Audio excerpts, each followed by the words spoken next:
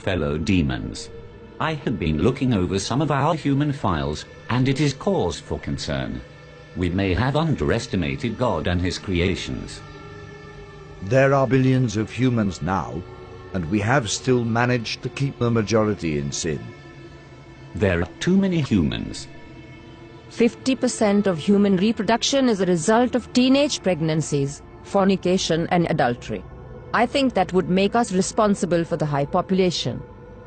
So we have created a problem that we need to fix. All over the world, murder and suicide rates have increased. Homosexuality and bisexuality is also very popular, even in some churches. I think the record should show a massive decline in human reproduction. For every human who dies or gets converted to a contrary lifestyle, 100 more are born globally. We need to do more. If I may, adolescents spend 1,500 hours watching television and only 900 in school annually. By the time a child finishes elementary, he would have seen 10,000 murders.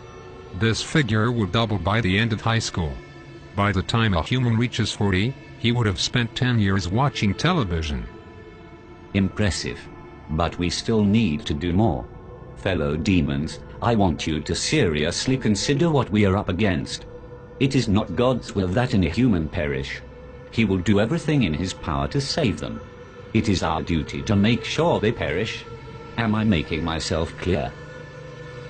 We have been targeting Christians and have destroyed the desire of many for God's word and prayer. Many do not fast, or even witness to those who are perishing in the act of sin. We have nullified the effects of many churches on the community. The reports of people getting saved has been reduced by 64%. I think we are doing a good job. Do you sleep? Yes. Then we can do more. No demon in this room is supposed to find time to sleep and eat. Now tell me where we stand with our attack on the churches. The leaders of the churches are revising their teachings. They encourage members to get back to the Word. What they don't know is, less than half an hour is given to Bible reading in any given week, which amounts to less than 26 hours for the year. Christians have lost the desire to read the very words that tell them how to live. The result is, they mix the sacred with the profane, surrendering all hope of them making it into heaven. Wonderful. Now we have to find a way to force human reproduction into a massive decline. We are thinking a global recession.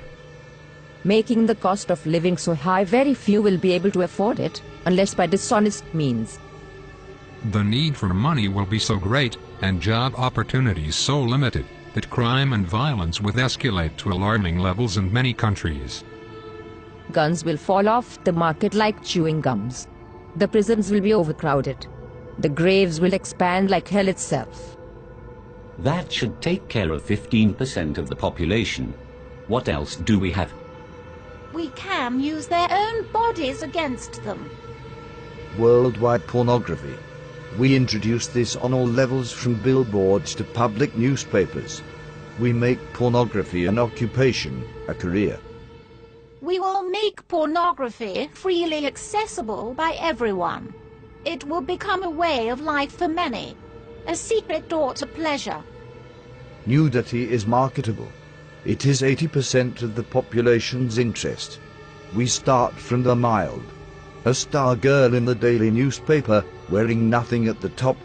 Then as the desires increase, we introduce more until a man's appetite for sex cannot be satisfied with having just one partner. Adultery and fornication will become an acceptable way of life, even in the church. The scent of sin will go up into God's nostrils. The atmosphere will be utterly polluted with what he hates. Humans will think of nothing but sex. Wouldn't it contribute greatly to our problem? Not if there is a way for humans to protect themselves from pregnancies and diseases during sexual activity. Imagine what will happen if humans had a way of having sex without fear. You are thinking birth control. Yes. protection for both male and female. We'll have our products on every shelf.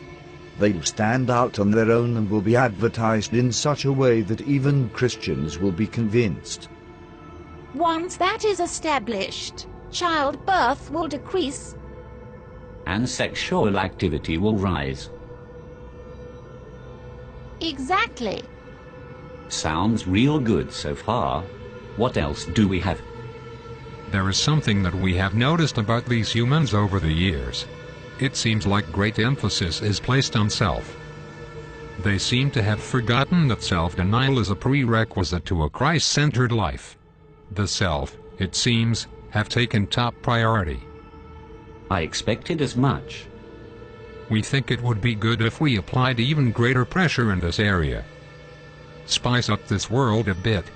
Make material things a lot more attractive to the human eye. This will increase their desire for gain and decrease their passion for God. Men shall be lovers of pleasures rather than lovers of God. Humans have always preferred instant pleasure above spiritual gain. They spend more time on themselves than they do with anything concerning God. Indeed. But all these are outer attacks. It is their minds that we need to control. That is where I come in. I will tell you of our inevitable victory. Within the confines of these walls, there exists a secret chamber. Within that chamber are thousands of demons that have been undergoing extensive training. These demons have read the human manuscripts hundreds of times and have committed the concepts to memory. I refer to them as the New Age seducers. How effective are these seducers? They can convince a man to become a woman. They will convince men to kill themselves for no reason. They will seduce men into having sexual relations with animals. That should turn the stomach of heaven. Precisely. Men will turn on each other within their own groups. The church will be against the church. Politicians against politician. Family against family. The seducers can accomplish this? Without a doubt. Once each group is divided, they'll be unable to stand. There will be some who will only listen to the voice of God. A minority at best. Humans no longer see the need to protect their minds, thanks to our influence through the media. They entertain every thought, every fantasy, and every lust. Many don't know who they are, or whose they are, and that is a great advantage for us. On top of that, there has been a significant decline in prayers and the sincere study of the Holy Scriptures. We have the advantage. Our powers increase as we draw closer to the end. It is time we exact our revenge on God for kicking us out of heaven by sending as many humans to hell as we possibly can. So we go all out this time. I do not want to push God's hand too quickly. I want to savor every moment.